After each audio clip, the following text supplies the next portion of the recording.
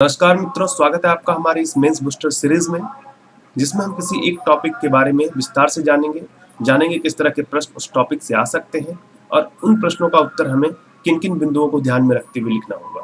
तो जैसे आज का ये टॉपिक है हमारा तीस्ता जल विवाद के संबंध में। तीस्ता जल विवाद से संबंधित यदि प्रश्न आ सकते हैं तो यह हो सकता है कि भारत बांग्लादेश के मध्य तीस्ता जल विवाद क्या है, तीस्ता नदी परियोजना के व्यापक प्रबंधन तथा नवीकरण के लिए चीन से जो ऋण बांग्लादेश को प्राप्त हो रहा है उससे इस विवाद पर क्या असर हो सकता है। या फिर प्रश्न इस तरह का भी हो सकता है कि तीस्ता नदी के भूगोल और भारत और बांग्लादेश के बीच इसके पानी के बंटवारे के कारणों पर एक संक्षिप्त टिप्पणी लिखिए। तो आइए देखते हैं कि यह तीस्ता नदी जल विवाद क्या है और वर्तमान में इसकी क्या स्थिति है भारत और बांग्लादेश के बीच में इस विवाद से संबंधित। अभी हाल ही में चीन ने जो है वो बांग्लादेश को तीस्ता नदी परियोजना के व्यापक प्रबंधन और नवीकरण के लिए लगभग $1 अरब का जो है ऋण देने की बात की है। चीन जो है बांग्लादेश के साथ जो है अपना व्यापारिक संबंध बढ़ाते जा रहा है, क्योंकि चीन के साथ भारत का संबंध विगत कुछ दिनों से अच्छा नहीं है, सीमा पर विवाद चल रहा है और ऐसे में चीन का प्रयास होता है कि वह भारत के जो पड़ोसी देश हैं उनको अपने पक्ष में रखे ताकि अपने हिसाब से वह नीतियों का निर्धारण करने में सफल हो सके। चीन बांग्लादेश का अभी सबसे बड़ा व्यापारिक साझेदार है तथा आयात का सबसे बड़ा स्रोत है। हाल ही में चीन ने जो है बांग्लादेश में होने वाले 97% आयात शुल्क में जो है कमी करते हुए उसको शून्य पर ला दिया है। बांग्लादेश के लिए यह छूट जो है चीन के अल्पविकसित देशों के लिए आयात शुल्क मुक्त कोटा मुक्त कार्यक्रम के तहत जो है दी गई है। इसके अलावा चीन जो है बांग्लादेश में सबसे बड़ा हथियार आपूर्तिकर्ता भी है। यानी हम देख रहे हैं कि चीन और बांग्लादेश का संबंध जो है मजबूत होता जा रहा है और इसी कड़ी में उसने जो है तीस्ता नदी जल परियोजना के प्रबंधन के लिए $1 अरब का ऋण जो है दिया है। तीस्ता नदी के बारे में हम जान लें कि तीस्ता नदी जो है भारत और बांग्लादेश से होकर के बहने वाली ब्रह्मपुत्र की एक सहायक नदी है। इसका जो उद्गम स्थल है वो आपको समुद्र तल से करीब 7068 मीटर ऊपर पाहुनरी ग्लेशियर में है। जैसा कि आप मैप में देख पा रहे होंगे, ये सिक्किम स्टेट के पाहुनरी ग्लेशियर से यह जो नदी है वो आपको ऑरिजिनेट करती है और फिर सिक्किम से होते हुए वेस्ट बंगाल होते हुए यह आपको बांग्लादेश में जो है जाकर के ब्रह्मपुत्र में विलीन हो जाती है। ब्रह्मपुत्र में वह बांग्लादेश में रंगपुर जिले में जाकर के मिलती है। ब्रह्मपुत्र नदी जब बांग्लादेश में प्रवेश करती है तो उसको हम जमुना नदी के नाम से जानते हैं, तो वह बांग्लादेश में जमुना नदी में जाकर के मिल जाती है रंगपुर जिले में। तीस्ता नदी की जो कुल लंबाई है वो आपको 309 किलोमीटर है और लगभग यह 12,500 वर्ग किलोमीटर क्षेत्र में जो है अपना बेसिन बनाए हुए है। भारत के लिए जो है तीस्ता नदी वह काफी ही महत्वपूर्ण है। हाल ही में आपको जो है 2000 में ग्रेटर रंगित नदी पर रंगित तृतीय जल विद्युत परियोजना जो है सो पूरी की गई है। यह जो रंगित नदी है वो आपको तीस्ता की सहायक नदी है।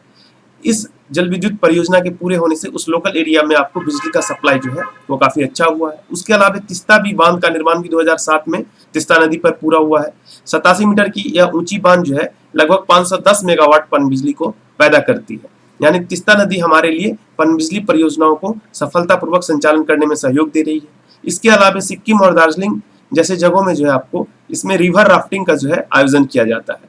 सिक्किम में तीस्ता नदी और रंगिता नदी में इस खेल का जो है बहुत अच्छा प्रदर्शन किया जाता है। दूर दूर से सैलानी इसे देखने के लिए आते हैं। इसके अलावा तीस्ता नदी को उत्तरी बंगाल की जो है आपको जीवन रेखा के रूप में माना जाता है तथा पश्चिम बंगाल के लगभग आधा दर्जन जिले जो है आपको तीस्ता नदी के पानी पर निर्भर है। खास करके किसान जो है सिंचाई के लिए इस पानी पर निर्भर है। बांग्लादेश का करीब 14% इलाका जो है सिंचाई के लिए इस नदी पर निर्भर है और बांग्लादेश की करीब 7.3% आबादी जो है इस नदी के माध्यम से रोजगार के लिए प्रत्यक्ष रूप से जुड़ी हुई है। यानी कि यह तीस्ता नदी भारत और बांग्लादेश दोनों के लिए एक समान रूप से महत्व रखती है। अगर बात की जाए तीस्ता नदी जल विवाद की, तो यह विवाद जो है कोई नया विवाद नहीं है। यह विवाद जो है देश के विभाजन के वक्त से ही चला आ रहा है। तीस्ता के पानी के लिए ऑल इंडिया मुस्लिम लीग ने 1947 में सर रेडक्लिफ की अगुवाई में गठित सीमा आयोग से दार्जिलिंग व जलपाईगुड़ी को तत्कालीन पूर्वी पाकिस्तान में शामिल करने की मांग उठाई थी, लेकिन कांग्रेस और हिंदू महासभा ने इसका जो है विरोध किया था। इसके बाद जो है सीमा आयोग ने जो है तीस्ता का ज्यादातर हिस्सा जो है भारत को सौंपा था और उसके बाद यह मामला धीरे धीरे ठंडा हो गया था। लेकिन 1971 में जब बांग्लादेश पाकिस्तान से आजाद हो गया तो फिर से तीस्ता नदी का जो मामला है वह जोर पकड़ा, क्योंकि बांग्लादेश को काफी ज्यादा सहूलियत होती है, उसकी इकोनॉमी में काफी ज्यादा इंपैक्ट होता है इस नदी के पानी का। 1983 में जो है तीस्ता नदी के पानी के बंटवारे को लेकर के बांग्लादेश और भारत के बीच एक समझौता हुआ और इस समझौते के अनुसार जो है बांग्लादेश को 36% पानी और भारत को 39% पानी के इस्तेमाल का जो है अधिकार मिला। बाकी का जो 25% पानी था उसमें किसी तरह का आवंटन नहीं किया गया था। गंगा समझौते के बाद दूसरी नदियों के अध्ययन के लिए विशेषज्ञों की एक साझा समिति गठित की गई और इस समिति ने जो है तीस्ता की अहमियत को बतलाते हुए वर्ष 2000 में इस समझौते पर जो है एक नया प्रारूप भी पेश किया। दोनों देशों ने जो है 2011 में 15 वर्षों के लिए इसके बाद एक अंतरिम समझौता किया, जिसके तहत तीस्ता नदी की पानी का 42.5% उपयोग भारत करेगा और 37.5% उपयोग जो है वो बांग्लादेश करेगा। लेकिन यह जो एक अंतरिम समझौता तैयार किया गया था 2011 में कि 15 वर्षों तक हम लोग जो है 42.5% भारत और 37.5% बांग्लादेश जो है इस तीस्ता नदी के जल का उपयोग करेंगे, वह अंतिम रूप नहीं ले सका, क्योंकि पश्चिम बंगाल की जो मुख्यमंत्री थी तत्कालीन ममता बनर्जी, उन्होंने इस पर जो है सो विरोध जाहिर किया, उन्होंने हस्ताक्षर नहीं किया। उन्होंने कहा इससे बांग्लादेश को, पश्चिम बंगाल को जो है काफी कम पानी मिलेगा और वहां का जो अर्थव्यवस्था है वो प्रभावित होगा। इसी क्रम में यूपीए सरकार और शेख हसीना के नेतृत्व वाली बांग्लादेश सरकार ने वर्ष 2013 में एक जल समझौते को लाने का प्रयास किया, जिसके तहत दोनों देशों की 18 वर्ष तक 50% जल की जो है हिस्सेदारी होगी, यानी अगले 18 वर्ष तक दोनों देश 50-50% तीस्ता नदी के जल का उपयोग करेंगे। लेकिन यह संधि जो है वो भी अंतिम रूप नहीं ले सका, क्योंकि इस पर भी पश्चिम बंगाल की जो मुख्यमंत्री है ममता बनर्जी जी, उन्होंने हस्ताक्षर करने से मना कर दिया, क्योंकि वो भी एक पार्टी है इसमें। वर्ष 2015 में भारतीय प्रधानमंत्री की ढाका यात्रा में इस विवाद को सुलझाने की उम्मीद तो बढ़ी थी, लेकिन कोई खास प्रगति उसमें हुई नहीं। बंगाल सरकार ने एक विशेषज्ञ समिति से अध्ययन कराने के बाद बांग्लादेश को मानसून के दौरान नदी का 35 या 40% पानी उपलब्ध कराने और सूखे के दौरान 30% पानी देने का प्रस्ताव रखा था, लेकिन बांग्लादेश ने जो है उस प्रस्ताव को नहीं माना। बांग्लादेश ज्यादा पानी की मांग कर रहा है, जो कि तीस्ता पर इसकी निर्भरता को देखते हुए जायज भी है, लेकिन बंगाल की जो सरकार है वो उसको देने के लिए तैयार नहीं है। ऐसे में बंगाल की सरकार और बांग्लादेश के बीच जो मतांतर चल रहा है वो इस विवाद को सुलझने नहीं देना चाह रहा है। हालांकि केंद्र सरकार ने कई बार इसके लिए प्रयास किया है।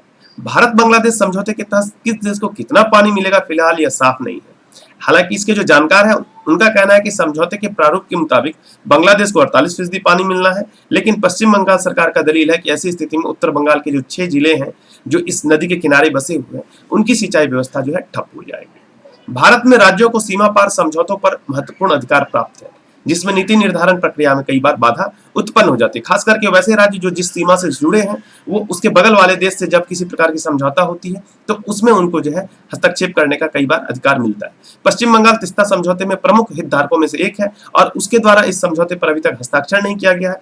केंद्र द्वारा जो भी प्रपोजल लाया जाता है, पश्चिम बंगाल सरकार उसे मानने से इनकार कर देती है और यह कारण है कि विवाद अभी तक जो है खिंचता चला जा रहा है। बांग्लादेश का कहना है कि जो 1996 में भारत ने गंगा जल संधि किया था, उसी प्रकार से वह तीस्ता के साथ जल संधि करे और उसको जो अधिकार है वो उसको प्राप्त हो।